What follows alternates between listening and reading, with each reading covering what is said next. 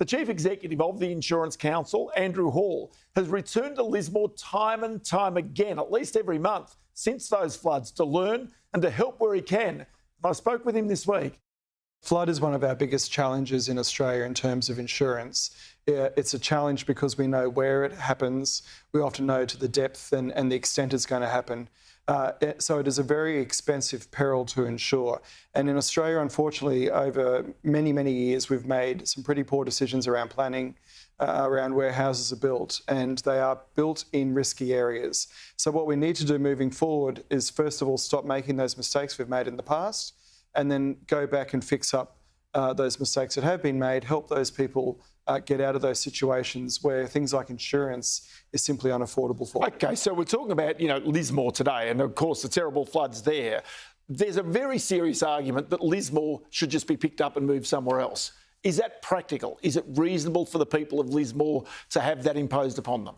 Well, at the moment in Lismore, we're seeing probably one of the largest adaptation programs in Australia's history being rolled out. It's a very painful exercise for that community because there's already 1,100 homes that have been identified for buyback, but there's probably another 1,000 homes that do need to be bought back. That's a lot of homes to be removed from a community like Lismore. OK, just one thing. Out of the 11 homes earmarked to be bought back, how many have been bought back? Well, as I understand it, there are around about a couple of hundred have indicated that they've accepted their offers, but they're in a stage now where they're moving through the valuations. People have time to consider a valuation and whether or not they'll accept that offer. But that makes it all very difficult and emotionally very difficult for people who have been attached to houses for a long period of time. If they're suddenly told, I'm sorry, you can't live here, you're in harm's way, but the people say, well, that's my choice. And that's a very difficult conversation to have. It's very challenging. Your home is your greatest asset, and it's a place where you live, it's close to your school, your community where you work. But the facts are, in a lot of parts of Lismore, those homes are simply unsafe to live in. And they're there through planning mistakes of more than 100 years ago. There is an opportunity right now where government is putting money on the table, the state and the Commonwealth are putting money on the table for people to have their homes bought back, and they've got the opportunity to start afresh.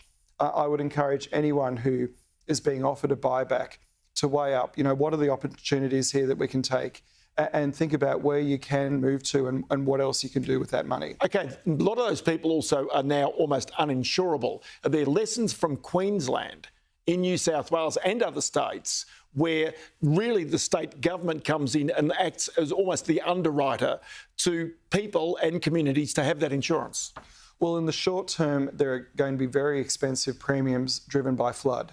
In the medium to long term, what we need to do is remove the risk altogether. And I think no matter what you bring in, whether it's a government-backed program, whether it's some sort of innovative new product around insurance, ultimately you need to remove those homes from those flood areas because they will eventually be damaged. And how you price an insurance product for a home that can flood every 5 years is a very challenging thing to do. In effect, you're asking for the rest of the community to subsidise people who are living in really vulnerable, high-risk areas. So it is a conversation we need to have as a community moving forward.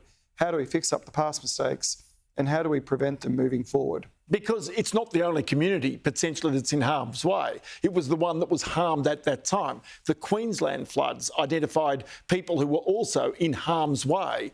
But the reality is there's other communities in Australia in similar situations. And the argument would be you should get in there and make the changes before another flood comes through and damages those people. We've been saying to government for years that getting ahead of the disaster is the name of the game here.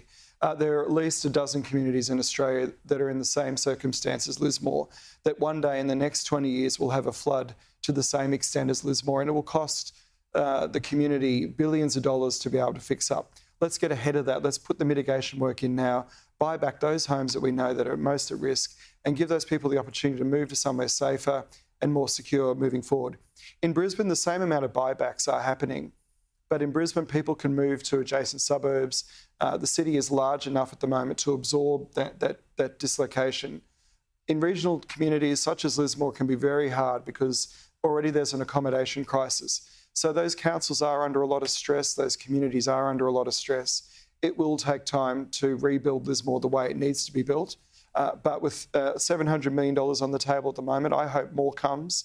I think Lismore can be absolutely the model for the future. OK, so then you've got another aspect of this, because there are communities, because of, shall I say, I call it greed, but it's actually the chase for money from local government, from state government, that there are actually houses being built in areas right now that could potentially be in harm's way in the future. That seems to me to be completely crazy. Well, one of the things we're worried about is as Australia looks to absorb a larger immigration intake, where are we going to house people? And if we look around Sydney, the cheapest land is often floodplain land. Equally, Brisbane and Melbourne. These are all areas where we need to make sure we avoid those mistakes of the past. We're going to have to look at more at urban infill. We're going to have to look at higher residential in those communities like Lismore or like those sort of regional towns.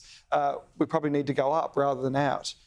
And they're discussions that we need to have as a community.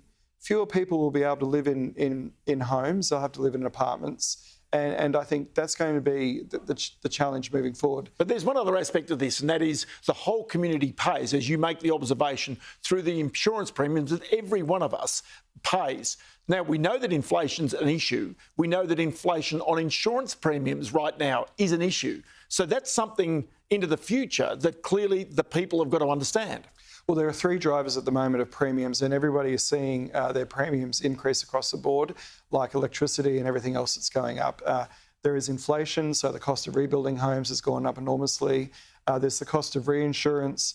So globally, where Australia's been able to shift its risk to offshore insurers, their appetite has retreated. So our domestic insurers are now carrying more of the risk on their own books. And then the third thing is the expense. We had 250,000 claims out of just one event last year. I think we had 5 million claims across Australia. That's nearly a quarter of all Australians are making an insurance claim.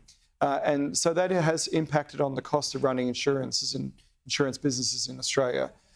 So that's all feeding into premiums at the moment. For the medium to long term, Australia must reduce its risk. It has to have better homes built in the right locations to a more durable standard, so that international reinsurers look at Australia and they say, that is somewhere where we want to invest our capital, because we know that those buildings are going to withstand what's ever thrown at them. Andrew Hall, always great to chat to you. Many thanks for your time today. Thank you, Ross.